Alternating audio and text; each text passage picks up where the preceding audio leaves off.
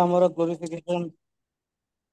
ଗ୍ଲୋରିଫିକେସନ କାର୍ଯ୍ୟକ୍ରମରେ ସମସ୍ତ ଭକ୍ତ ମାନେ ଯୋଉମାନେ ଉତ୍ସାହ ସହକାରେ ଭାଗ ନେଇଛନ୍ତି, ବିଶେଷ କରି ଗୁରୁ ଆଚାର୍ଯ୍ୟ ବୈଷ୍ଣବଙ୍କର ଗୁଣ କୀର୍ତ୍ତନ ଶୁଣିବା ପାଇଁ ଆଗ୍ରହୀ ହେଇଛନ୍ତି, ପ୍ରୟାସୀ ହେଇଛନ୍ତି, ସେମାନଙ୍କୁ ମାନଙ୍କୁ ପୁନଃ ପୁନଃ ବହୁତ ବହୁତ ବିଶେଷ ଧନ୍ୟବାଦ।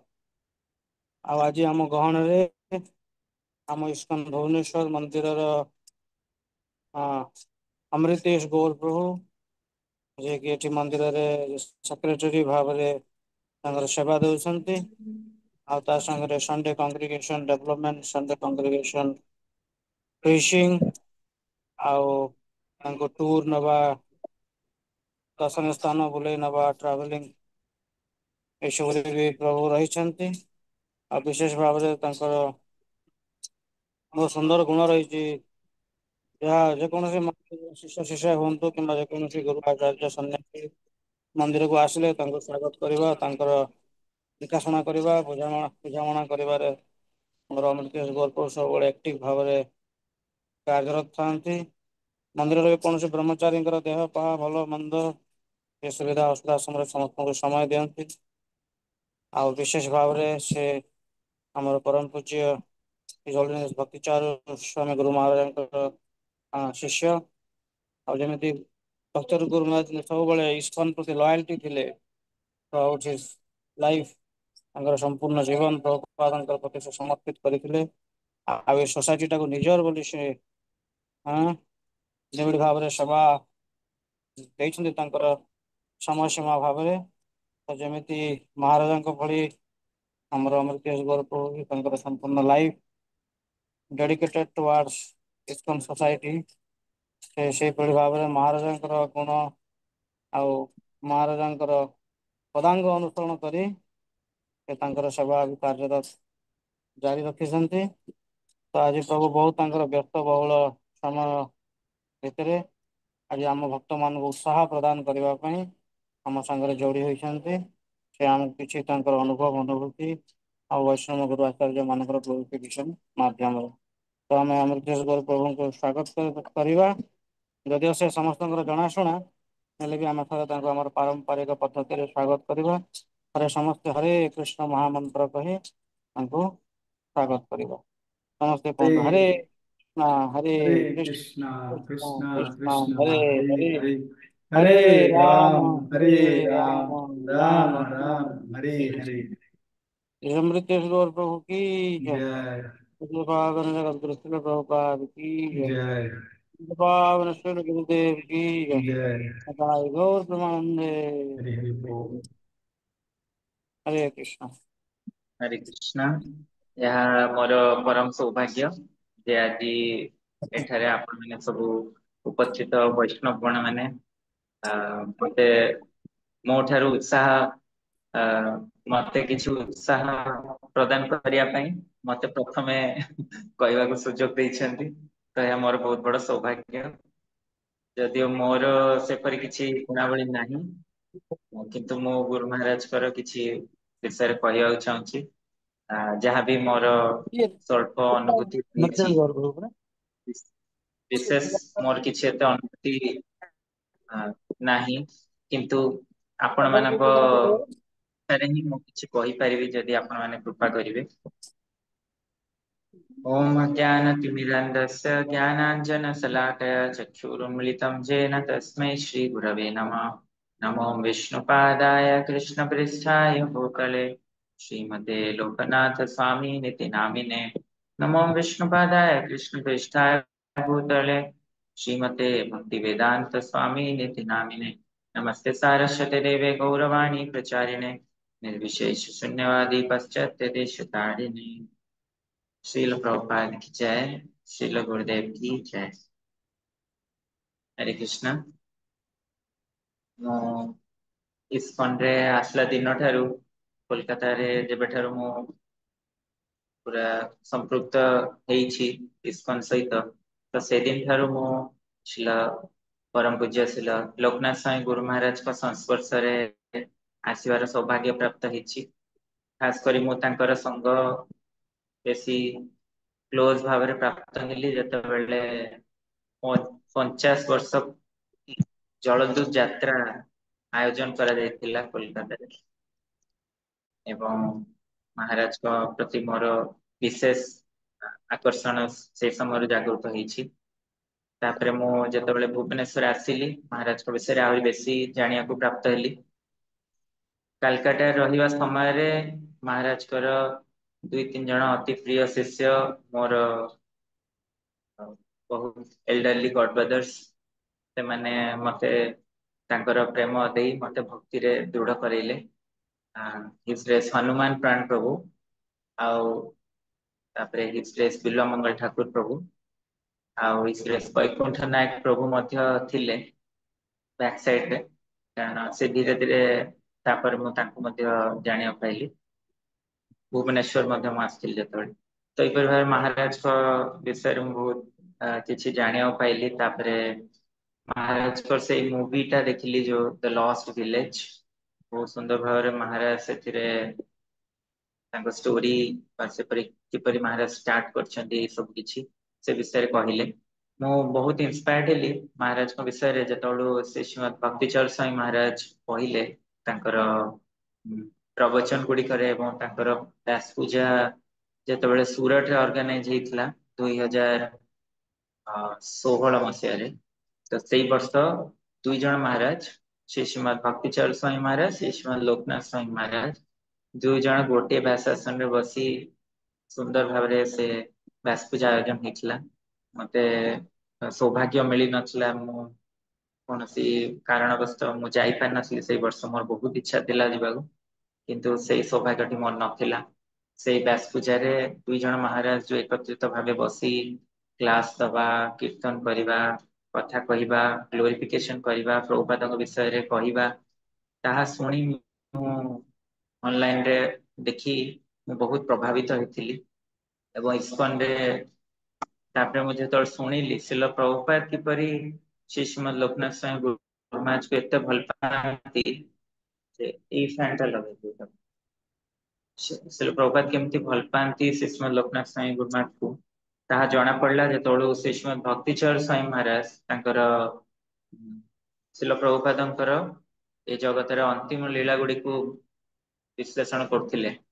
ସେ ସମୟରେ ସେ କହିଲେ ଯେ ଶିଲ ପ୍ରଭୁପାଦଙ୍କ ଦେହ ଯେତେବେଳେ ଅସୁସ୍ଥ ଥାଏ ବୃନ୍ଦାବନରେ ଶିଲ ପ୍ରଭୁପାଦ ତ ସେ ସମୟରେ ପ୍ରଭୁପାଦଙ୍କ ପାଖକୁ ଆସିଛନ୍ତି ଶ୍ରୀ ଶ୍ରୀମଦ୍ ଲୋକନାଥ ସ୍ୱାଇଁ ଗୁରୁ ମହାରାଜ ଆଉ ତାଙ୍କ ପ୍ରେଜେନ୍ସ ରେ ଯେତେବେଳେ ଶିଲ ପ୍ରଭୁପାଦ ଦେଖିଲେ ଯେ ଶ୍ରୀ ଶ୍ରୀମଦ୍ ଲୋକନାଥ ସ୍ୱାଇଁ ମହାରାଜ ଆସିଛନ୍ତି।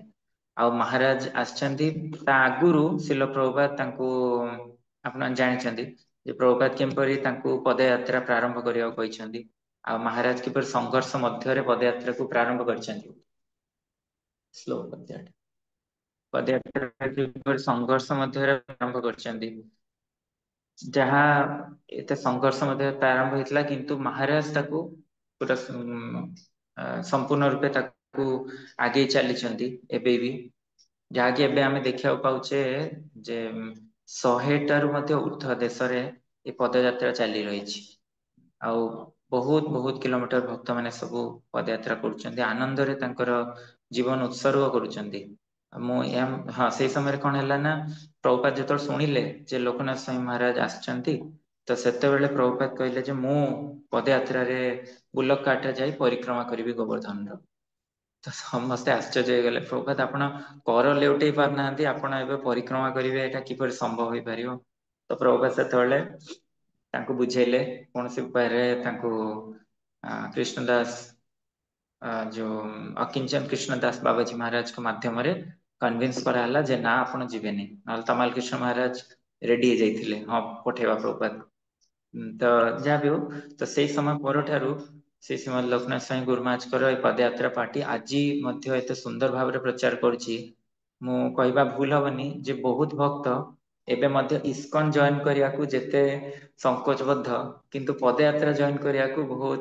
ମାନେ ଉତ୍ସାହ ସହ ଜଏନ କରିଦଉଛନ୍ତି ବହୁତ ଭକ୍ତ ପଦଯାତ୍ରାରେ ଡାଇରେକ୍ଟ ଜଏନ କରୁଛନ୍ତି ବା ତାଙ୍କୁ ସେଇଠି ଏତେ ଉତ୍ସାହ ମିଳୁଛି ଯେ ସେମାନେ ପଦଯାତ୍ରାରେ ରହି ତାଙ୍କର ଭକ୍ତିମୟ ଜୀବନକୁ ଗଢି ଉଠିଛନ୍ତି ସୁନ୍ଦର ଭାବରେ ତ ଶିଲ ଗୁରୁମାଜକୁ ବହୁତ ବହୁତ ଦଣ୍ଡବତ ପ୍ରଣାମ ଏବଂ ଧନ୍ୟବାଦ ଯେପରି ଏକ ମାନେ ପ୍ରଭୁପାଦଙ୍କର କେବଳ ଏକ ଉପଦେଶକୁ ନିଜର ଜୀବନ ଏବଂ ସାର କରି ବସିଛନ୍ତି ସେ। ଆଉ କେବଳ ତାହା ନୁହଁ, ତାଙ୍କର ଯାହା କିଛି ଆପଣ ଦେଖିବେ ସେ ସବୁରେ ଆମେ ମାନେ ଆନନ୍ଦ ଉପଭୋଗ କରୁଥାଉ। ଯେତେବେଳେ ଆମେ ପ୍ରଥମେ ମୁଁ ଯେତେବେଳେ 2021ରେ ଏଠାରେ ବ୍ୟାସ ପୂଜା ଆୟୋଜିତ କରାଗଲା ସମ୍ପୂର୍ଣ୍ଣ ରୂପେ ଟିକେ ଭଲ ଭାବରେ, ତା ଆଗରୁ ହଉଥିଲା କିନ୍ତୁ ପ୍ରସାଦ ଦଉଥିଲେ ଭକ୍ତମାନେ। ଆଗରୁ ଯେତେବେଳେ ହେଲା ସେବେ, ସେଇ ବର୍ଷ ମୋର ଇଚ୍ଛା ହେଲା ଯେ ମୁଁ ତ କୌଣସି ଗୁରୁବର୍ଗଙ୍କର ବିଶେଷ ଆଶୀର୍ବାଦ ପ୍ରାପ୍ତ କରିନି, ଯଦି ମହାରାଜ ମତେ ଏମ୍ବ୍ରେସ କରନ୍ତେ ତାହେଲେ ମୁଁ ବହୁତ ଆନନ୍ଦିତ ହେଇଯାଆନ୍ତି। ତ ଏପରି ମୋର ଇଚ୍ଛା ହେଲା, ଆଉ ଯଦିଓ ମୋର ସେ ସୌଭାଗ୍ୟ ହେଇନାହିଁ କିନ୍ତୁ ମହାରାଜଙ୍କର ସଙ୍ଗ ଲାଭ କରି ମୁଁ ସେତିକି ଆନନ୍ଦ ଉପଭୋଗ କରିଛି ସବୁବେଳେ। ତାପରେ 2022ରେ ଯେତେବେଳେ ଆମେ ଯାଇଥିଲୁ IIYC ମିଟିଂ ପଣ୍ଡରପୁରରେ ଆଟେଣ୍ଡ କରିବାକୁ, ISKCON youth India youth convention. ତ ସେଥିରେ ଦେଖିଲି ଯେ ମହାରାଜଙ୍କର ମହାବଦାନ୍ୟରୁ ମହାରାଜ କି ସୁନ୍ଦର ଭାବରେ ସବୁ ଭକ୍ତଙ୍କ ଆୟୋଜନ ଦେଖୁଥିଲେ। ସକାଳ ମହାରାଜଙ୍କ ସହ ବସି ଜପ କରିବା, କ୍ଲାସ ମହାରାଜଙ୍କ ଜପ କ୍ଲାସ, ତାପରେ ତା ଆଗରୁ ମଧ୍ୟ ଅ ମହାରାଜଙ୍କର ସହ ପର୍ସନାଲି ମିଟ୍ କରିବା। ମହାରାଜ ସେଇ ସମୟରେ ଆମେ ଯେତେବେଳେ ପର୍ସନାଲି ମିଟ୍ କରିଥିଲୁ ତ ମହାରାଜକୁ ଆମେ ମହାରାଜଙ୍କଠୁ ଆମେ ବହୁତ କିଛି ଶୁଣିବାକୁ ପ୍ରାପ୍ତ ହେଲୁ। ମହାରାଜ କହିଲେ ଯେ ମାନେ ମୁଁ ଦେଖ ମୋର ଏବେ 50 ବର୍ଷ ପୂର୍ତ୍ତି ହେଲା ହରିନାମର, ତ ଏହା କେତେ ବଡ ମାନେ ମୋର ଉପରେ ସୌଭାଗ୍ୟ ଶିଲ ପ୍ରଭୁପାଦ ମହାରାଜ କହିଲେ। ଆମେ ପଚାରିଲୁ ମହାରାଜ ଆମେ ଶିଲ ପ୍ରଭୁପାଦଙ୍କ ହରିନାମ ପ୍ରତି କିପରି ଏପରି ଅଟୁଟ ଶ୍ରଦ୍ଧା ପ୍ରାପ୍ତ କରିପାରିବୁ? ମହାରାଜ କହିଲେ ଯେ ଦେଖ ତୁମେ କରିଚାଲ। ଏ ହରିନାମ ଟା ଏପରି ଯେ ତୁମେ ଯେତେବେଳେ କରିଚାଲିବ ସେଥିରେ ନିଶ୍ଚିତ ଭାବେ ଆନନ୍ଦ ଉପଭୋଗ କରିବ। Just continue.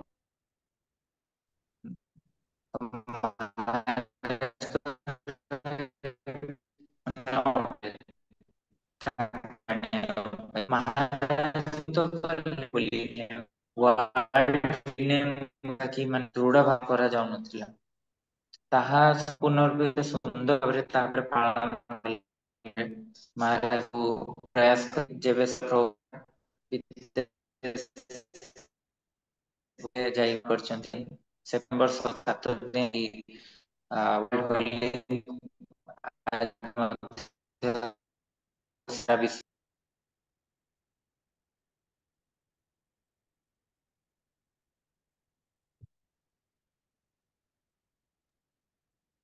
ହରେ କୃଷ୍ଣ। ବୋଧେ ପ୍ରଭୁଜୀଙ୍କ ନେଟୱାର୍କ ପ୍ରୋବ୍ଲେମ ଅଛି ବୋଧେ କିଛି।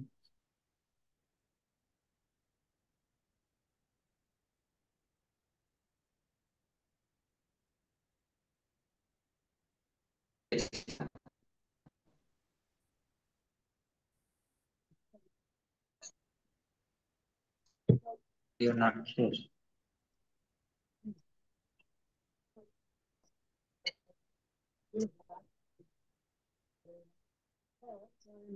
କୃଷ୍ଣ, ଏବେ ମୋ ଭଏସ କ୍ଲିୟର ଅଛି? ଆଜ୍ଞା ପ୍ରଭୁଜୀ କଣ୍ଟିନ୍ୟୁ। ହଁ ଠିକ ଅଛି, ଓକେ। ହଁ ତ ଏତେ ସୁଚାରୁରୂପେ ପାଳନ କରିବା ପ୍ରାରମ୍ଭ କରିଲେ ଇସ୍କନରେ, ଯାହା ଆଜି ମଧ୍ୟ ଆମେ ଦେଖୁଛେ ଇସ୍କନରେ ବହୁତ ସୁନ୍ଦର ଭାବରେ ପାଳନ କରାଯାଉଛି। ସେଥିରେ ମହାରାଜଙ୍କର ସବୁଠୁ ବେଶୀ ଯୋଗଦାନ ରହିଛି। ମହାରାଜଙ୍କ ଯେତେବେଳେ କୀର୍ତ୍ତନ କିଏ ଶୁଣିବ କେତେବେଳେ ତ ସେ କର୍ମୀ ଲୋକ ହେଲେ ମଧ୍ୟ ସେ ନିଶ୍ଚିତ ଭାବରେ ଭୌତିକ ଜଗତରୁ ସେ ଉଦ୍ଦିଷ୍ଟ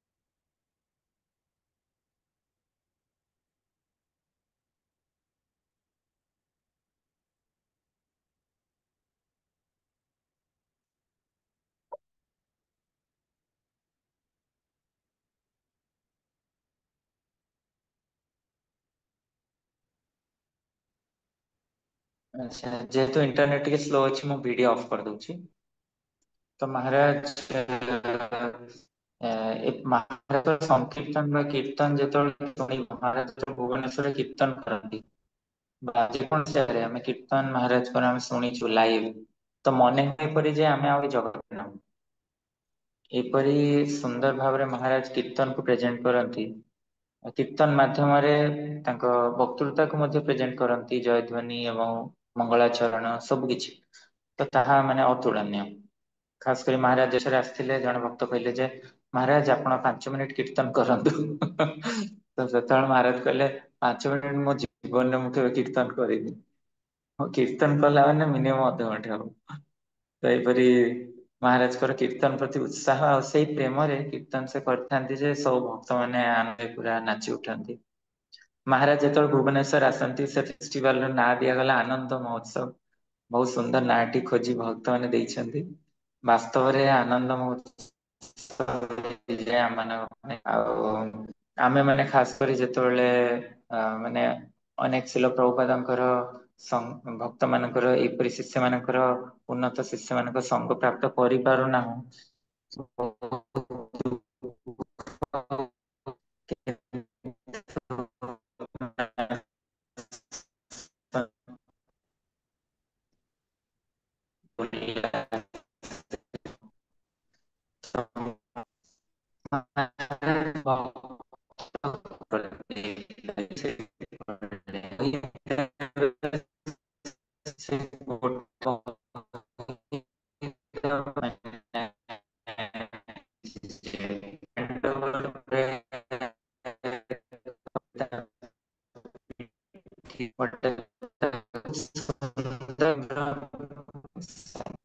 ତାକୁ ଆମର ସଂଗ୍ରାମ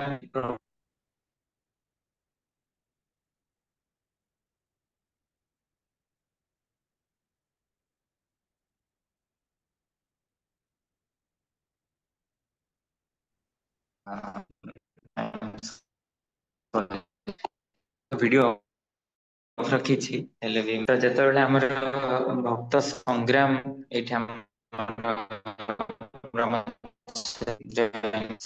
ଯେତେବେଳେ ପାଖକୁ ଯାଇଛ ଗ୍ରହଣ ଗଲେ ଦେଲେ ତାଙ୍କୁ ହରିନାମ ଦୀକ୍ଷା ଦେଇ ସୁଦର୍ଶନ ଜଗନ୍ନାଥ ନାଁ ହେଲା ତାଙ୍କର। ତ ବହୁତ ମାନେ ମହାରାଜଙ୍କର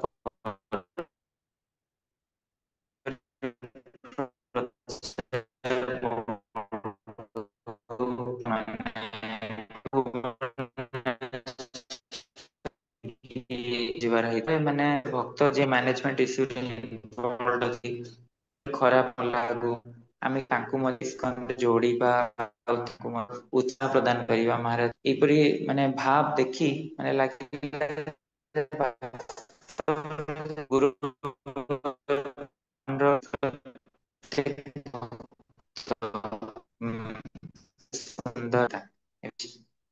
ଏଇ ବିଶେଷ ମହାରାଜ ଗୋଟେ ପାରସ୍ମଣୀ ସଦୃଶ। ଯିଏ ମାନେ ମହାରାଜଙ୍କ ପାଖକୁ ଯିବ ସେ ପ୍ରେମ ପାଇବ। ମହାରାଜଙ୍କ ପାଖରେ ଯିଏ ବାସ କରିବ ସେ ପ୍ରେମ ପ୍ରାପ୍ତ କରିବ ନିଶ୍ଚିତ ଭାବରେ।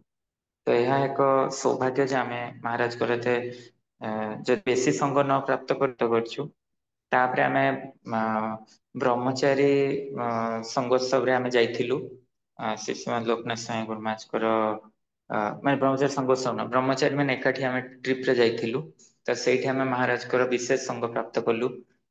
ବିଲମଙ୍ଗଳ ପ୍ରଭୁ ଅଘାରୀ ପ୍ରଭୁ ଅକ୍ଷୟରୀ ପ୍ରଭୁ ଶାନ୍ତିପୂର୍ଣ୍ଣିମଣି ପ୍ରଭୁ ସମସ୍ତେ ସାତତ୍ପତୀ ପ୍ରଭୁ ଯାଇଥିଲେ। ତ ସେଇ ସମୟରେ ଏଇ ଭାଗ୍ୟବାନ ଯୋଗ ପ୍ରଭୁ ମଧ୍ୟ ଯାଇଥିଲେ। ତ ସେଇ ସମୟରେ ଆମେ ବହୁତ ସୁନ୍ଦର ଭାବରେ ମହାରାଜଙ୍କର ଗାଇଡାନ୍ସ ରେ ପୁରା ଟୁର କଲୁ। ଆଉ ଆରୱାଡେ ଟୁର ଟା ସବୁଠାରୁ ମାନେ ମୋଷ୍ଟ ଅମେଜିଂ ହେଇଥିଲା। ଆମେ ସେ IAIC ରେ ମଧ୍ୟ ଯୋଉ ଯାଇଥିଲୁ 2022 ରେ ସେତେବେଳେ ମଧ୍ୟ ଆରୱାଡେ ଟୁର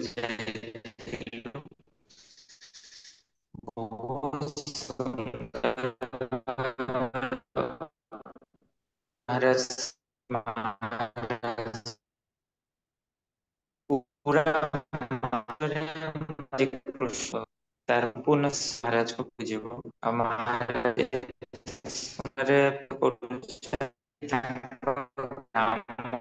ସବୁ ଗାଁ ସୁନ୍ଦର ସେମାନେ ଏତେ ଭଲ ପାଆନ୍ତି ମହାରାଜ ଆସିଲେ ଏକ ଉତ୍ସବ ହେଇଯାଏ। ଆଉ ଶିଲ ପ୍ରଭୁପାଦଙ୍କ ନିର୍ଦ୍ଦେଶ ଅନୁସାରେ ସେ ଆରୱାଡିରେ ସୁନ୍ଦର ମନ୍ଦିର ମଧ୍ୟ କରିଛନ୍ତି ଯୋଉଠାରେ ବହୁତ ସୁନ୍ଦର ପୃଥିବୀର ସବୁଠାରୁ ସୁନ୍ଦର ବିଗ୍ରହ ଗୋପାଳ ସେଇଠି ମହାରାଜ ସ୍ଥାପନ କରିଛନ୍ତି ସେଇଠି ମହାରାଜଙ୍କର 3 ଜଣ ଭାଇ ଏବଂ ତାଙ୍କର ସବୁ ପରିବାର ବର୍ଗ ମାନଙ୍କୁ ଆମେ ଦର୍ଶନ କରିବାକୁ ସୁଯୋଗ ପାଇଥିଲୁ ସେ ସମୟରେ ପ୍ରଭୁ ସମସ୍ତଙ୍କୁ ପର୍ସନାଲି ମିଟ୍ କରିଥିଲୁ। ସେ ସମୟରେ ଆମେ ଗଲାବେଳେ ଆଉ ତାଙ୍କର ସମସ୍ତଙ୍କୁ ମିଟ୍ କରି ତାଙ୍କର ଆଶୀର୍ବାଦ ଗ୍ରହଣ କରିଥିଲୁ। ଏଇଟା ଆମର ସୌଭାଗ୍ୟ ହେଇଥିଲା। ଆଉ ମହାରାଜଙ୍କ ଜନ୍ମ ସ୍ଥାନରେ ଯାଇ ବିଶେଷ ତାଙ୍କର ଯୋଉ ଭୂମିରେ ସେ ଜନ୍ମ ହେଇଛନ୍ତି ସେ ମାଟି ମସ୍ତକରେ ଧାରଣ କଲୁ ଏବଂ କିଛି ମାଟି ଆମେ ଘରକୁ ମଧ୍ୟ ଆଣିଲୁ। ତ ଏହିପରି ଭାବେ ମହାରାଜ କୃପାରୁ ଆମେ ସେଇ ସବୁ ଦର୍ଶନ କଲୁ। ମୁଁ ବିଶେଷ କରି କହିବାକୁ ଗଲେ ଆଉ କୋଉ ଗୁରୁ ମହାରାଜଙ୍କର ଜନ୍ମ ସ୍ଥାନ ଏପରି ଦର୍ଶନ କରିନି। ଖାସ କରି ଯେମିତି ଶ୍ରୀଷ୍ମଦ ଲୋକନାଥ ସ୍ୱାଇଁ ଗୁରୁ ମହାରାଜଙ୍କର କରିଛି ଆଉ ଆନନ୍ଦିତ ହେଇଅଛି। ତ ସବୁବେଳେ ମୁଁ ଆଶା କরি ମହାରାଜଙ୍କର କୃପା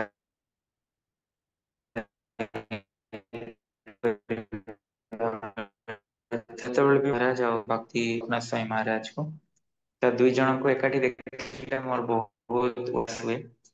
ଆଉ ମୁଁ ଭାବେ ଯେ ମାନେ ଆଉ ଏବେ ମଧ୍ୟ ଗୁରୁ ମହାରାଜ ଭକ୍ତି ମହାରାଜ ଶ୍ରୀଷ୍ମଦ ଲୋକନାଥ ସ୍ୱାଇଁ ମହାରାଜଙ୍କ ହୃଦୟରେ ଅଛନ୍ତି। ତ ତାଙ୍କ ମାଧ୍ୟମରେ ଆମେ ମହାରାଜଙ୍କ ଆଶୀର୍ବାଦ ପ୍ରାପ୍ତ ହେଇପାରୁଛୁ।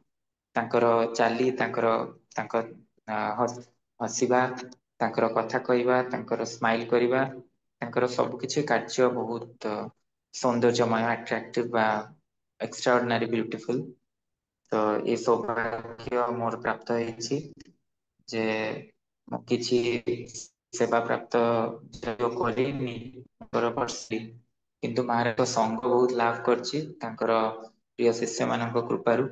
ବିଶେଷ କରି ଆଉ ଗୋଟେ ଥର ମହାରାଜଙ୍କର ଯେତେବେଳେ ସନ୍ନ୍ୟାସ ଉତ୍ସବ ପୁରୀରେ ହେଉଥିଲା 47 ସନ୍ନ୍ୟାସ ଆନିଭର୍ସରୀ ସେଇ ସମୟରେ ମୋର ହଇତ କି କୃପା ହେଇଥିଲା ବିଲମଙ୍ଗଳ ଠାକୁର ପ୍ରଭୁଙ୍କର ଯେ ସେ ମତେ କହିଲେ ଗୁରୁ ମହାରାଜ ତମେ କେକ୍ ଖୁଆଅ ତ ମୁଁ ଜୀବନରେ କେବେ ଏପରି ଭାବିନଥିଲି କେବେ ଅଯୋଗ୍ୟ ଆମେ କିନ୍ତୁ ମହାରାଜ ତାକୁ ଗ୍ରହଣ କରିଥିଲେ ଏବଂ ବିଲମଙ୍କ କୃପାରୁ ସେ ଦିନଟା ମଧ୍ୟ ମୋର ବିଶେଷ ସ୍ମରଣୀୟ।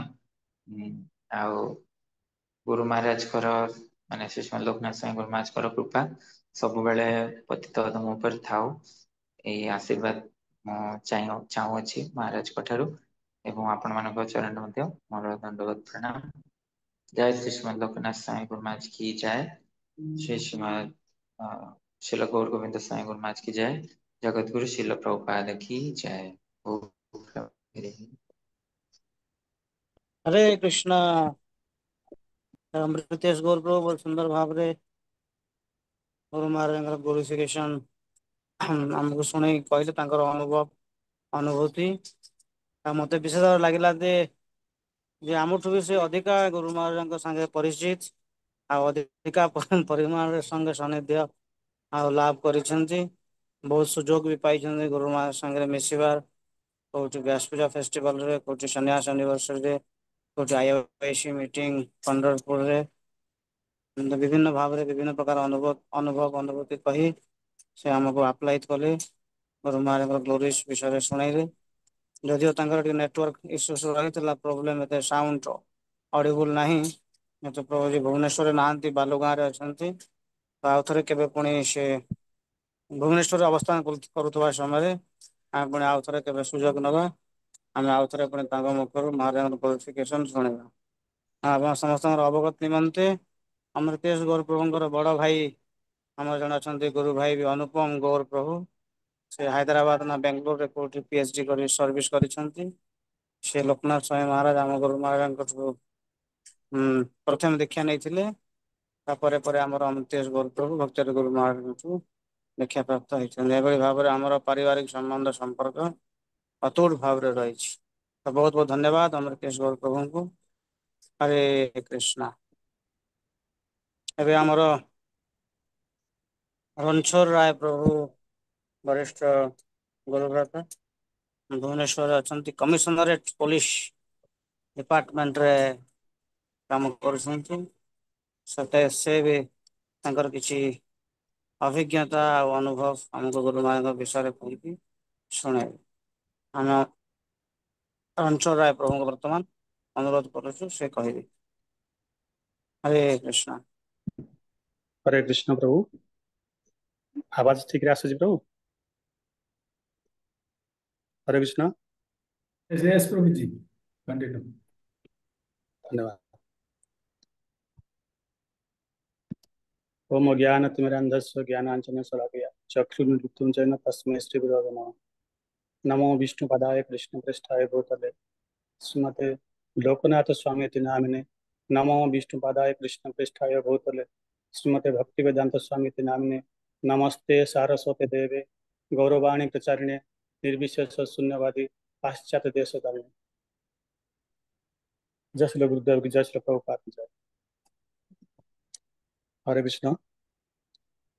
उपस्थित थिबा समस्त वैष्णव वैष्णव चरण रे अधमर कोटि कोटि दंडवत प्रणाम। तो मु एबे ऑफिस रे अछि। जो प्रभु मते कहते किसी गुरुदेव विषय कहवाई गुण कीर्तन करने। तो मु प्रभु को किसी कही पारे कारण मो ठार भी आउट वरिष्ठ भक्त मान भी अच्छा सुजोग देले कि मत कहले किसी पुओ कहवाई मत ठीक अच्छे कहे कि मत ये ऑफिस रे रही कहवाई पड़ो केतबे जदि आसीज फोन फान डिस्टर्ब भी हो पारे से क्षमा करेंगे। ये अधमर गुरुदेव विषय किसी कहवाई कि योग्यता ना कारण सी गुरुदेव होती चिन्मय ये धराधाम आसार किसी भी आवश्यकता ना। से केवल आमर यही मो भली बद्धजीव जो ब्रह्मांड सब अच्छा केवल उद्धार करने से आसी था। गुरुदेवंकर विषय गुरुंकर संज्ञा विषय टी कही मुझे आगू टी नेबी जदि किसी मोर वाक्य कहबार जदि किसी भूल त्रुटि थाए ताल मत आपणकर वैष्णव चित्तर क्षमा करेंगे। गुरु शब्द जो दुईटी अक्षर अच्छी गुरु ये जीवन में बहुत तात्पर्यपूर्ण गुरुत्वपूर्ण एवं प्रतिटी जीव प्रति नित्यांत आवश्यक। गुरु आध्यात्मिक जीवन रुहतु कि भौतिक जीवन रुहतु आपण मैंने समस्त जानी भौतिक जीवन कहते पितामाता होती प्रथम गुरु तापरे शिक्षा गुरु जो मानकर भौतिक शिक्षा पाठ्यक्रम करती किंतु प्रतिटी जीवन में आध्यात्मिक गुरुर आवश्यकता निहाती अच्छे। से गुरु शब्दर मीनिंग को जानापी आमको बहुत किसी माने साधुसंग करने दरकार।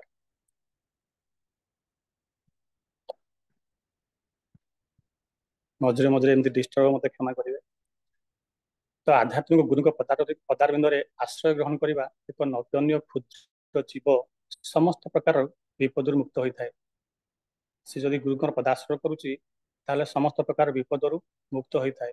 से जीव मान नित्य मंगलाकांक्षी बंधुगण आध्यात्मिक गुरुंकर पदारविंद में आश्रय नापी उपदेश प्रदान करती जहाँ आम स्कंद पुराण कहुई गु शब्द हस्त अंधकार रु शब्दस्त निरोधक अंधकार निरोधता गुरुदीप्ति अभिधीयत।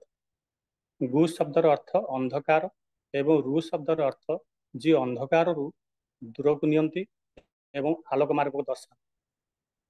बद्धजीव ये माया संसार रूपी अंधकार भली यही डूबी जाइए। अंधकार माया संसार अंधकार रे माया जीव कौन करुच्ची बुड़ी जाइए। संसार को ही से सब किसी भावी नहीं। संसार रूपी अंधकार को दूर करी जी आलोक रूपी भगवान मार्ग को नहीं आसी सी होचंती गुरु।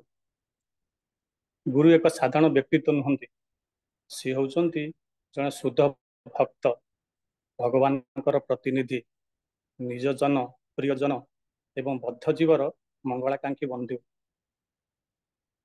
कृष्णकर कृपारू आमको कौन करती ना गुरु प्राप्त होता एवं गुरुंकर कृपारू आमे कृष्ण को प्राप्ति होता है। से श्रील नरोत्तम दास ठाकुर कहते जीवेर निस्तार लागी नंदसुत हरि भुवने प्रकाशन गुरु रूप धरे। से कौन करती ना भुवन में प्रकाश होती माने पृथ्वी प्रकाश होती कहीं ना जीवर निस्तार लगे किए से सुनते नंदसुत हरि साक्षात भगवान सब। तेणु आम मान एक प्रामाणिक गुरुंकर आवश्यकता निहाती अच्छी। से चैतन्य चरितामृत कहुई ब्रह्मांडे भ्रमित भ्रमित कौन भाग्यवान जीव गुरुकृष्ण प्रसाद पाए भक्तिलता बीज। तेणु आम मैंने से भाग्यवान जीव कहीं आम से गुरुकृष्ण प्रसाद को टिके प्राप्त होइछे भक्ति जीवन को आगू नौचे। ଯିଏ କି ଭଗବାନ କୃପା କରି ଆମକୁ ଆମର ପରମ ପୂଜ୍ୟ ପରମ ଆରାଧ୍ୟତମ ଗୁରୁଦେବ ଶ୍ରୀ ଲୋକନାଥ ସ୍ୱାଇଁ ଗୁରୁ ମହାରାଜଙ୍କୁ ପ୍ରାପ୍ତ କରାଇଛନ୍ତି। ଶ୍ରୀ ଗୁରୁଦେବ କି ଜୟ। ଗୁରୁଦେବଙ୍କର ବା ସାଧୁଙ୍କର ଏହି ଭୌତିକ ସଂସାରକୁ ଆସିବାର କିଛି ଆବଶ୍ୟକତା ନାହିଁ। କେବଳ ବଦ୍ଧ ଜୀବ ଯିଏ ନିଜର ସ୍ୱରୂପ ସ୍ଥିତିକୁ ଭୁଲି ଯାଇଛି। ବଦ୍ଧ ଜୀବ କଣ କରୁଛି? ନିଜର ସ୍ୱରୂପ ସ୍ଥିତି, ଯେ କି ଜୀବର ସ୍ୱରୂପ ହେ କୃଷ୍ଣ ନିତ୍ୟ ଦାସ, ସେ ତାର ଦାସତ୍ୱକୁ ବା ଭଗବାନଙ୍କ ସହିତ ତାର କି ସମ୍ବନ୍ଧ ଅଛି ସେଟାକୁ ଭୁଲି ଯାଇଛି। ଏହି ସମ୍ବନ୍ଧକୁ ବା କୃଷ୍ଣର ନିତ୍ୟ ଦାସ ଏହି ଭାବକୁ ଜାଗ୍ରତ କରାଇ କୃଷ୍ଣଙ୍କର ସେବାରେ ନିଯୁକ୍ତ କରିବା ପାଇଁ ଗୁରୁ ହିଁ ଆସିଥାନ୍ତି। ତେଣୁ ଶ୍ରୀଲ ଗୁରୁଦେବ ଆମର ପରମ ପୂଜ୍ୟ ଶ୍ରୀଲ ଗୁରୁଦେବ ଲୋକନାଥ ସ୍ୱାଇଁ ଗୁରୁ ମହାରାଜ, ଯିଏକି 1949 ମସିହା ଜୁଲାଇ ମାସ ସହନ ଏକାଦଶୀର ତିଥିରେ ମହାରାଷ୍ଟ୍ରର ଆରୱାଡ ଗ୍ରାମରେ ପିତା ଭଗବାନ ପାଟିଲ, ମାତା ସାହାବାଇ ଏବଂ ତାଙ୍କର କୋଳରେ ଆବିର୍ଭୂତ ହୋଇଥିଲେ। ତାଙ୍କର ପିଲାଦିନର ନାମ ଥିଲା ରଘୁନାଥ ପାଟିଲ ଏବଂ ସେ ପିଲାଦିନରୁ ବହୁତ ସରଳ, ନିଷ୍କପଟ, ନିରାଡମ୍ବର ଜୀବନ ଯାପନ କରୁଥିଲେ। ଗୁରୁଦେବଙ୍କର ଆଧ୍ୟାତ୍ମିକ ଗୁରୁଦେବ, ଯିଏକି his grace his divine grace A C Bhaktivedanta Swami Srila Prabhupada ତାଙ୍କର ସହ 1971 ମସିହା ମୁମ୍ବାଇର କ୍ରସ ମଇଦାନରେ ସାକ୍ଷାତ ହୋଇଥିଲେ। ସେଠାରେ ୟୁରୋପିଆନ ସାଧୁ, ଆମେରିକାନ ସାଧୁମାନଙ୍କର କୀର୍ତ୍ତନ ଏବଂ ନୃତ୍ୟ ଦେଖି ଏତେ ଆନନ୍ଦିତ ଓ ଭାବବିହ୍ୱଳ ହୋଇ ପଡ଼ିଥିଲେ, ଉତ୍ସାହିତ ହୋଇଥିଲେ। ସେ ଯେତେବେଳେ ଆଧ୍ୟାତ୍ମିକ ତାଙ୍କ ଯେତେବେଳେ ପାଠ ପଢା ସମୟରେ ବା ଯେତେବେଳେ ହଷ୍ଟେଲରେ ଥିଲେ ମୁମ୍ବାଇରେ, ସେତେବେଳେ ସେ କହୁଥିଲେ, ଗୁରୁ ମହାରାଜ ନିଜେ କହୁଥିଲେ, କହିଲେ ମୁଁ କବାଟଟାକୁ ବନ୍ଦ କରିଦେଇ ଭିତରେ ଜୋରରେ କୀର୍ତ୍ତନ କରି ନୃତ୍ୟ କରେ। ଏତେ ଜୋର ତାଙ୍କୁ ମାନେ ସେଟା ଭଲ ଲାଗେ, କାରଣ ଜୀବର ସେଟା ଖୋରାକ ନା। ତ ସାଧାରଣତଃ ସେମାନେ କହିଥିଲେ, ତା ପୂର୍ବରୁ କହିଲି ଯେ ଗୁରୁଦେବ ହଉଛନ୍ତି ସାକ୍ଷାତ ଭଗବାନ। ସେ ଆମକୁ ଶିକ୍ଷା ଦେବା ପାଇଁ ଏଠିକି ଆସିଛନ୍ତି, କେମିତି ଆମେ ତାଙ୍କ ଦ୍ୱାରା ଅନୁପ୍ରାଣିତ ହବା। ତେଣୁ ସେ ନୃତ୍ୟ କରି ଆନନ୍ଦିତ ହୁଅନ୍ତି, ଉଲ୍ଲସିତ ହୁଅନ୍ତି ଏବଂ ପ୍ରଭୁପାଦଙ୍କର ଯୋଉ ଛୋଟ ଛୋଟ ବହି ବା ଯୋଉ ଗ୍ରନ୍ଥ ଅଛି, ସେ ଗ୍ରନ୍ଥକୁ ତାଙ୍କର ପୁସ୍ତକ ମଧ୍ୟରେ ରଖି ସେ ଅଧିକରୁ ଅଧିକ ମାନେ ଭଗବାନଙ୍କ ବିଷୟରେ ଜାଣିବା ପାଇଁ ଚାହାନ୍ତି। ଯାହା ଫଳରେ ସେ ଏତେ ଅନୁପ୍ରାଣିତ ହୋଇ ଶେଷରେ 1972 ମସିହାରେ ନାଇଁ ସେ ଆସି କୋଉଠି କଲେ, ଆମର ମୁମ୍ବାଇରେ ଜୁହୁ ମନ୍ଦିରରେ ଆମର ଥିଲେ କିଏ, ସେ ଥିଲେ ସେଠି ଗିରିରାଜ ସ୍ୱାଇଁ ମହାରାଜ, ତାଙ୍କ ସାଙ୍ଗରେ ସମ୍ପର୍କ କରି ସେ ସେଠି ଇସ୍କନରେ ଯୋଗ ଦେଇଥିଲେ। ତାପରେ ଗୁରୁ ମହାରାଜ କହନ୍ତି, ଇସ୍କନରେ ଯୋଗ ଦେଲା ପରେ ତ ସାଧାରଣତଃ ଫାଷ୍ଟ ମୁଣ୍ଡନ କରାଯାଏ। ମୁଣ୍ଡନ କଲା ପରେ ଶିକ୍ଷା ଛଡାଯାଏ। ଏସବୁ କଲା ପରେ ଜ୍ୟୋତିବିନ୍ଦୁ ପିନ୍ଧା ପିନ୍ଧି କରା କରି ଗୋଟେ ନ୍ୟାଚୁରାଲି ଯେମିତି ଆମର ଇସ୍କନ ଡିଭୋଟି ମାନେ ବାହାରନ୍ତି ସେମିତି ବାହାରିଲେ। ତାଙ୍କୁ ବହୁତ ମାନେ ଖୁସି ଲାଗିଲା ସେ ସମୟଟା। ତାପରେ ଶେଷରେ ସେ 1972 ମସିହା ବୃନ୍ଦାବନ କୃଷ୍ଣ ବଳରାମ ମନ୍ଦିରରେ ଗୋପାଷ୍ଟମୀ ଦିନ ହରିନାମ ଦୀକ୍ଷା ପ୍ରାପ୍ତ ହୋଇଥିଲେ ଓ ତାଙ୍କର ନାମ ରଘୁନାଥ ପାଟିଲରୁ ଲୋକନାଥ ଦିଆଯାଇଥିଲା। ଏବଂ ଗୁରୁ ମହାରାଜଙ୍କର ଗୁରୁଦେବ ଶିଲ ଭକ୍ତି ବେଦାନ୍ତ ସ୍ୱାମୀ ଶିଲ ପ୍ରଭୁପାଦଙ୍କର ପ୍ରଥମ ଆଦେଶ ଥିଲା ଯେ ତୁମେ ପଦଯାତ୍ରା କର, ପ୍ରତି ଗାଁ ଗାଁ, ସହର ସହର ସବୁଆଡେ ବୁଲି ଭଗବାନଙ୍କର ଏହି ପବିତ୍ର ନାମକୁ ପ୍ରଚାର କର। ଯାହାକି ଚୈତନ୍ୟ ମହାପ୍ରଭୁଙ୍କର ମନୋଭିଷ୍ଟ ଥିଲା, ପୃଥିବୀତେ ଅଛି ଯତ ନଗରାତି ଗ୍ରାମ ସର୍ବତ୍ର ପ୍ରଚାର ହୋଇବି ମୋର ନାମ। ତ ସେଇ ଗୁରୁଙ୍କର ବାଣୀକୁ ବା ବାକ୍ୟକୁ ଚିତ୍ତରେ ଧରି ହୃଦୟରେ ଧରି ଐକ୍ୟ କରି ଗୁରୁ ମହାରାଜ କଣ କଲେ ନା ପଦଯାତ୍ରା ଆରମ୍ଭ କଲେ। ପ୍ରଥମ ପଦଯାତ୍ରା ସେ ବୃନ୍ଦାବନରୁ ମାୟାପୁର ଆରମ୍ଭ କରିଥିଲେ। ତାପରେ 1975 ମସିହା ଡିସେମ୍ବର ମାସରେ ମାତ୍ର 26 ବର୍ଷ ବୟସରେ ସନ୍ନ୍ୟାସ ଶିକ୍ଷା ଗ୍ରହଣ କରିଥିଲେ ରାଧା ଦାମୋଦର ମନ୍ଦିର ପ୍ରାଙ୍ଗଣରେ। ଗୁରୁଦେବ ଯେତେବେଳେ ପ୍ରଭୁପାଦଙ୍କୁ କହିଲେ, ପ୍ରଭୁପାଦ ମୁଁ ସନ୍ନ୍ୟାସ ନେବା ପାଇଁ ଚାହୁଁଛି, ମତେ ସନ୍ନ୍ୟାସ ଦିଅନ୍ତୁ। ପ୍ରଭୁପାଦ କହିଲେ ୟୁ ଆର୍ ଅଲରେଡି ସନ୍ନ୍ୟାସ। ଅର୍ଥାତ କଥାରେ ଅଛି ବେହେତା ପାନି ଚଲତା ସାଧୁ, ଇଏ ହଉଛନ୍ତି ଶୁଦ୍ଧତାର ପରିଚୟ। ତ ପ୍ରଭୁପାଦ ସେଥିପାଇଁ ଗୁରୁଦେବଙ୍କୁ କହିଥିଲେ ତମେ ଅଲରେଡି ଜଣେ ସନ୍ନ୍ୟାସୀ। କାରଣ ଆପଣମାନେ ଜାଣିଥିବେ ପଦଯାତ୍ରାରେ ଆପଣମାନଙ୍କର ସମ୍ମୁଖରେ ବି ଆସିଥିବେ, ଆପଣମାନେ ବି ପଦଯାତ୍ରାରେ ଯାଇ ଯୋଗ ଦେଇଥିବେ। ସେମାନେ ପ୍ରତିଦିନ ଗୋଟେ ଗ୍ରାମରେ ରହୁଛନ୍ତି, ତା ପରଦିନ ଅନ୍ୟ ଏକ ଗ୍ରାମକୁ ସ୍ଥାନାନ୍ତରିତ ହୁଅନ୍ତି। ଯାହାକି ଷୋଳଗୋସାଇ ମାନେ ଗୋଟେ ବୃକ୍ଷରେ ରହୁଥିଲେ, ଗୋଟେ ବୃକ୍ଷ ମୂଳ ତଳେ ରହୁଥିଲେ, ନେକ୍ସଟ ଦିନ ଆଉ ଗୋଟେ ବୃକ୍ଷ ମୂଳରେ ରହୁଥିଲେ। ସେଇ ଧାରାକୁ ବା ସେଇ ପରମ୍ପରାକୁ ଗୁରୁ ମହାରାଜ पदयात्रा मध्यम गोटे गाँव रही आउ गोटे गाँव को जाऊँगी जोटा कि चलता साधु बेहता पानी बोली कह जाए। प्रभुपाद से कहले तुम अलरेडी सन्यासी मुझे कौन सन्यास देवी किंतु गुरु महाराज को जो गोटे जी थिला मते आपण सन्यास दीक्षा दियन सन्यास दीक्षा देला परे गुरु महाराज बहुत खुशी होते आउ से कौन करथिले ना तांकर बाणी को प्रचार करिया पई प्रभुपाद आदेश रे गुरु महाराज ग्राम ग्राम नगर नगर समस्त स्थान मानकरे हरिनाम प्रचार करथिले जाफल भगवान नाम सहित भगवान प्रसाद वितरण करथिले एवं शिल प्रभुपाद पुस्तक वितरण करथिले। आज पर्यंत तांकर गुरुदेवंकर हे वाक्य को पालन करि आछंती सेतिपय कह जायछि गुरुमुख पद्म वाक्य चित्तते करियाक्य आर न करियो मन आसे। शिल गुरुदेव तांकर कीर्तन एते मधुर थिला जे जहाँ श्रवण कर सारा विश्वर भक्त माने भाव विहଳି पड़ते एवं सेतिपय तांको नाम देथिले इस्कन सम्राट। गुरु महाराज को शिल प्रभुपाद तांकर जो नाम कीर्तन करुथिले से नाम कीर्तन करके गुरु महाराज नाम देथिले कोन आवर Lokanath like as saint Tukaram जोटा कि हमर ए पूर्व काली परदिन बोधे कहते प्रभु इष्टदेव प्रभु कहते गुरु महाराज को जो से कहते तुकाराम बोलिक से आमे भी खुशी हवा दरकार जे तुकाराम भली साधु भली आम गुरु महाराज। गुरुदेव प्रभुपाद प्रति शब्द को अक्षर अक्षर पालन करते जहाँ जने शिष्यर निहाती करवा उचित।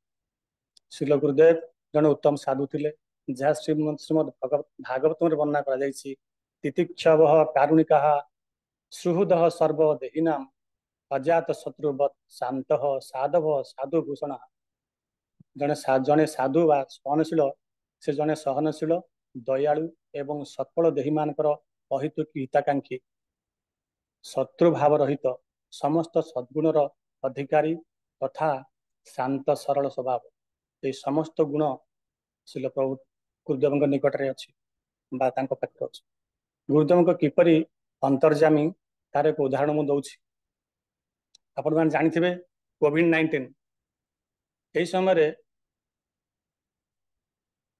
से किए कहार पाखक जाऊन किए क्या एकत्रित होते से गुरुदेव जानी जाणिक आमको एक जूम प्लाटफर्म देते जूम माध्यम से प्रत्यक्ष संग प्रदान करते जहाँफल से आज गोटे आईडी रु 3टा आईडी पर्यंत जाइए से कि गुरु महाराज वर्ल्ड रेकर्ड हो जो केते दयालु गुरु महाराज एवं अंतर्जामी ए आपण मैंने अनुभव कर पारे। गुरुदेव जे केते दयालु तार आउ एक उदाहरण होची आज जूम जप क्लास रे गुरु महाराज कहते जदि आपण मैंने थे जूम क्लास रे जपरे तो गुरु महाराज कहते कृष्ण कृपा करी हमको स्मरण रखिंट जहाँफल आम प्रतिदिन जप करुचे गीता पाठ करुचे भागवतम पाठ करुचे साधु संग करुचे एवं भगवान का प्रसाद पाचे एक केवल गुरुदेव कहते कि माने गुरुदेव होती भगवान प्रतिनिधि तांको माध्यम कह जो गुरुदेव जो कहते यहाँ कले आम कौन करवा धीरे धीरे अग्रसर हो कौटी जा ना भगवान पाखक भगवान पाखक फेरी जा। गुरुदेव कृपारू अनेक प्रकार मंदिर प्रतिष्ठा होती यथा आरवाड़े नागपुर अमरावती नोएडा सोलापुर पंढरपुर इत्यादि अनेक मंदिर अच्छी। तो पंढरपुर ठारे एक सुंदर भव्य प्रभुपाद घाट प्रदान कर से अनेक प्रकार पुस्तक ग्रंथ रचना कर यथा माई प्रभुपाद कुंभ मेला भू वैकुंठ बैक टू होम एवं ब्रजमंडल परिक्रमा इत्यादि अनेक ग्रंथ रचना कर पाठ करी आमे किपरि भक्ति जीवन में अग्रसर हो भगवान निकटर निकटर हो पार ता दर्शाई। प्रभुपाद आदेश गुरुदेव शिल गुरुदेव जिते पदयात्रा करुले से कह ब्रजमंडल परिक्रमा इनचार्ज रखाए प्रति पाखापाखि से 35 वर्ष ब्रजमंडल परिक्रमा कर गोटे थर ब्रजमंडल परिक्रमा कि गोवर्धन परिक्रमा कले केमती थकी पड़ुचे केते कौन असुविधार सम्मुखीन होचे किंतु से गुरुदेव 35 वर्ष परिक्रमा कर ब्रजमंडल परिक्रमा।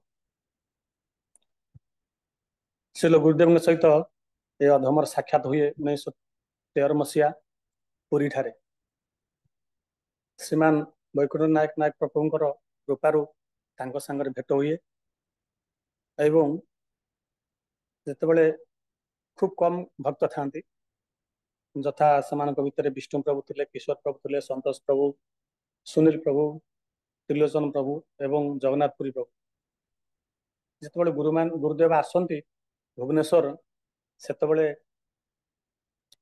ବୈକୁଣ୍ଠ ନାୟକ ପ୍ରଭୁଙ୍କ କୃପାରୁ ଏ ଅଧମକୁ କିଛି ବପୁ ସେବାର ସୁଯୋଗ ମିଳିଥାଏ। ଯେତେବେଳେ ଗୁରୁଦେବ ଚାଲିଯାଆନ୍ତି, ପୁଣି ଫେରିଯାଆନ୍ତି ତାଙ୍କର ପୁଣି ଅଲଗା କୋଉ ଜାଗାକୁ, ସେତେବେଳେ ଉତ୍କଣ୍ଠାର ସହିତ ଏ ଅଧମ ଅପେକ୍ଷା କରି ବସିଥାଏ ଗୁରୁଦେବ କେବେ ଆସିବେ ପୁଣି ପୁନର୍ବାର ସେଇ ବପୁ ସେବାର ଟିକେ ପ୍ରାପ୍ତ ହେବା ପାଇଁ।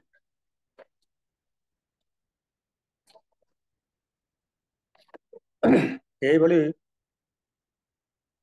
ଶୁଦ୍ଧ ଭକ୍ତଙ୍କର ଆଧ୍ୟାତ୍ମିକ ଗୁରୁ ଭାବରେ, ଶୁଦ୍ଧ ଭକ୍ତଙ୍କ ଆଧ୍ୟାତ୍ମିକ ଗୁରୁ ଭାବରେ ପ୍ରାପ୍ତ ହୋଇ ମୁଁ ଯେ ନିଜକୁ ଧନ୍ୟ ମଣୁଛି ଏବଂ ଗୁରୁଙ୍କର ଆଦେଶକୁ ନିଜ ଜୀବନରେ ପାଳନ କରିବା ପାଇଁ ତାଙ୍କର କୃପା ପ୍ରାପ୍ତ ହେବା ପାଇଁ ନିଜକୁ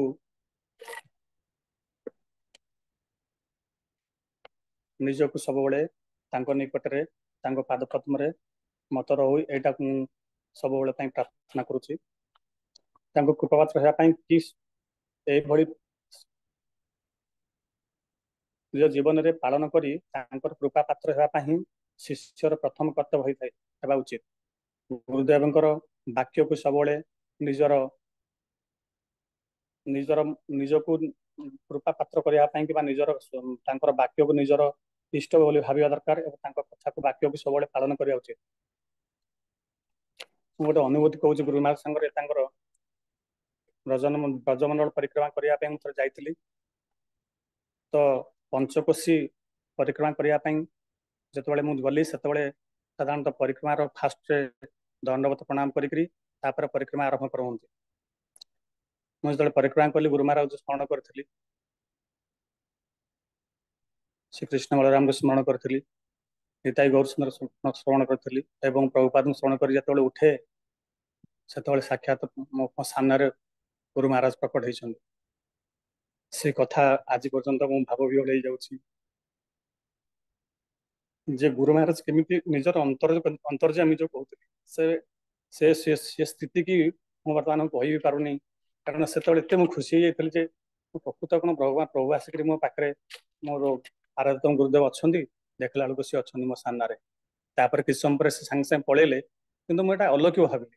ମୁଁ କହିଲି ସ୍ମରଣ କରୁ କରୁ ଯାହା ଗୁରୁ ମହାରାଜ ମୋ ସାମ୍ନାରେ ବାହାରିଗଲେ। ତାପରେ ସେଦିନ କେତେ ଯେ ଖୁସିରେ ମୁଁ ପରିକ୍ରମା କରିଛି ମୁଁ ବର୍ଣ୍ଣନା କରିପାରୁନି। ଏକୁଟିଆ ଥିଲି, ଆଉ କୌଣସି ଲୋକ ମୋ ପାଖରେ ନଥିଲେ, ଅଲଗା ସବୁ କିଏ କୁଆଡେ ଚିହ୍ନା ନଥିଲେ, ମୁଁ ଏକୁଟିଆ ପରିକ୍ରମା କରୁଥିଲି।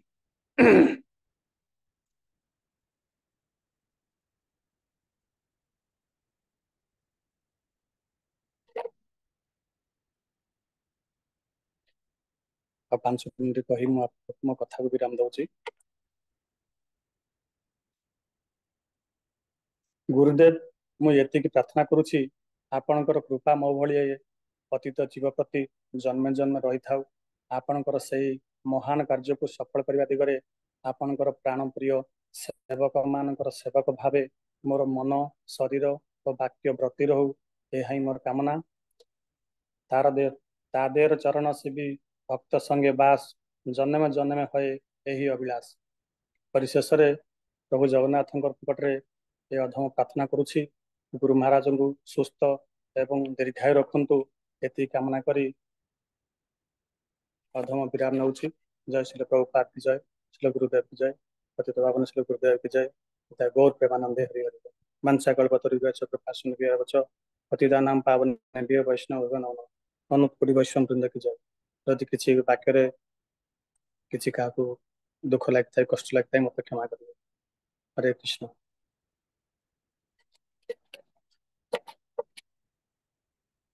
हरे कृष्णा। ମୋର ବରିଷ୍ଠ ଗୁରୁ ଭ୍ରାତା ଅରୁଣଚନ୍ଦ୍ର ରାୟ ପ୍ରଭୁ ବହୁତ ସୁନ୍ଦର ଭାବରେ ଆରମ୍ଭରୁ ଗୁରୁ ମହାରାଜଙ୍କର ଜନ୍ମରୁ କେମିତି ଆରବଡରେ ଜନ୍ମ ହେଲେ, ଆବିର୍ଭାବ ହେଲେ, ଆଉ କେମିତି ତାଙ୍କର କୋଉ ସମୟ ପର୍ଯ୍ୟାୟକ୍ରମେ ପ୍ରଭୁପାଦଙ୍କୁ ଭେଟ ହେଲା, କୋଉଠି ବମ୍ବେର କ୍ରଶ ମଇଦାନ 1971 ରେ କେମିତି ତାଙ୍କ ଦର୍ଶନ ହେଲା ପ୍ରଭୁପାଦଙ୍କର, ତାପରେ ପ୍ରଭୁପାଦଙ୍କ କଥା ଶୁଣିଲେ, भक्ति भाव है कि नृत्य कीर्तन रे गुरु महाराज मजिकी रोले 19-20 वर्ष Guru Nanak date of birth 1949 49 मसीह 71 रे भेट हेले 21 ना केते 22 वर्ष हम तापर केमती धीरे धीरे गुरु महाराज बहुत किसी प्रोजेक्ट कले बहुत प्लान प्रोजेक्ट पदयात्रा प्रभुपाद 100 ईयर सेंटेनियल प्रोग्राम रे गुरु महाराज भी मिनिस्ट्री थिले ये सब सुंदर भाव रे व्याख्या कले तापर पर से तांकर निजर पर्सनल अनुभव आ अनुभूति कही कही निजे भाव विहल है गुरुंकर पाद पद्म को समर्पित करी गुरुंकर जो स्थिति हाँ गोविंद कौन हृदय गोविंदंकर जो विश्राम रही गुरु गुरु गुरु मानकर हृदय गोविंद साधु सन्त शुद्ध भक्तंकर हृदय गोविंद विश्राम करते तो से भाव में प्रभु जी बहुत सुंदर भाव में तुमर हृदय सदा गोविंद विश्राम। हाँ तुमर हृदय सदा अनुभव गोविंद विश्राम। हाँ गुरुंकर केमती बाणी गुरुंकर उपदेश गुरुंकर निर्देश केमती आम प्रति आम ପାଇଁ इष्ट हवा दरकार ताकू संपूर्ण जीवन केमती आम पालन करवा गुरुंकर सेवा रे आम ब्रती हवा से सुंदर अनुभव अनुभूति भाव रे कही आमको शुणेले रणछोड़ राय प्रभु बहुत बहुत धन्यवाद आम समस्त प्रार्थना करवा से केमती भक्तिमय जीवन रे प्रगति करंतु अग्रगति करंतु आ तांकर मन तो सदा सर्वदा गुरु मायर पाद पद्म रे निवेश होगी रहो समस्त थरे आम प्रभु हरे कृष्ण महामंत्र नाम करो हरे कृष्णा हरे हरे कृष्णा कृष्णा कृष्णा कृष्णा कृष्णा कृष्णा हरे हरे हरे हरे हरे हरे हरे राम राम राम राम राम राम हरे हरे। हरे जय रणछोड़ राय प्रभु की जय हरे कृष्णा हरे कृष्णा। आउ आउ जत जन सब भक्त अच्छा कार किसी मतामत सजेशन अच्छे जदि किसी पद विपद कही पारे 5-10 मिनिट फॉर्म समस्त ओपन कर दियो जूम फॉर्म हैंड रेज आ करंतु जदि हैंड रेज करंतु मो अनमिट कर दी। नले जदि ସେମାନେ हैंड रेज करेंगे तो ସେମାନେ भी किसी तांकर मतामत दे पारे 5 मिनिट समस्त फॉर्म बर्तमान ओपन अच्छी हरे कृष्ण हैंड रेज करिकी कही पारे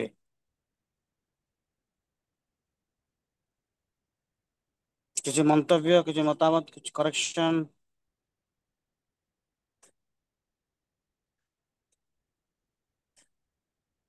ओके ठीक अच्छे तो बर्तमान आमर जो ग्लोरिफिकेशन कोऑर्डिनेटर चतुर्भुज प्रभु तुम टे ध्यान दियो जमी समस्ते आमर आउ के दिन रहा आज हो 17 तारीख तो 5-7 दिन कि 10 दिन जो रहा समस्ते जदि गुरु भाई गुरु भौणी मैंने टे पारे इनक्लूड भी आउ बेटर हम एमती रणछोड़ राय प्रभु भाया 15 मिनिट्स 10-20 मिनिट्स भी जब समस्ते एकोमोडेट हो पारे आउ भल समस्ते समस्ते टिके आमर बर्तमान यहाँ कौन रियल सेल चल real sale it's like zoom real sale आम जब कर किसी गुरुंकर अनुभव अभिज्ञता जब ज्ञापन करें से दिन आमर 6 तारीख रे ये व्यास पूजा समस्ते सेमती गुरुंकर ग्लोरिफिकेशन गुणगान करें आमती ना जे यहाँ जूम रे बर्तमान हो जाऊँगी ग्लोरिफिकेशन कार्यक्रम प्रोग्राम बोले भाविकी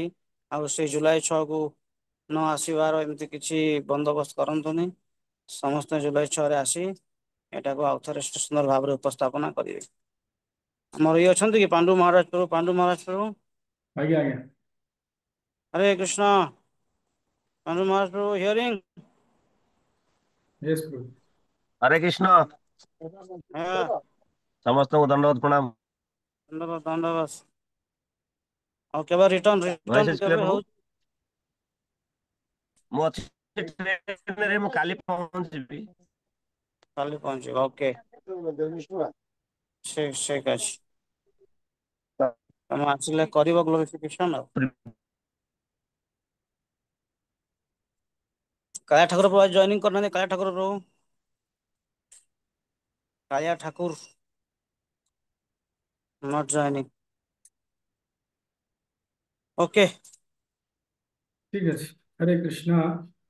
जो मैंने चाहते गुरु महाराज ऑनलाइन रे ग्लोरिफिकेशन करने पे सन को अगेन रिक्वेस्ट करा जाउची सेमाने तांकर नाम एवं मोबाइल नंबर व्हाट्सएप कर परिवे जहाँ फल 15 मिनट हो अध घंटा हो आम सब निश्चय चांस देवु ऑनलाइन ग्लोरिफिकेशन करने एवं सब बड़ कथा हूँ ये ग्लोरिफिकेशन सब पठे होची श्रीमान इष्टदेव प्रभु पाखु जे सेठे भी गुरु महाराज देखी पारती एमती नुहे कि आप भावती यहाँ आम खाली सेमती करदे बोली मत इष्टदेव प्रभु भी कहते ग्लोरिफिकेशन मत रेकर्डिंग पठाओ मैं गुरु महाराज पठेबी तेणु ये ग्लोरिफिकेशन को आपण मैंने कहीं छाड़ू ना यथा संभव गुरु महाराज 10 मिनट हो 15 मिनट हो अध घंटा ग्लोरिफिकेशन करने चेष्टा करूँ और ग्लोरिफिकेशन मैंने देखो समस्त देखिकी ऑनलाइन हो नेट रू हो क्या पचारिकी शुणिकी कहते सी तो यहाँ कमन कथा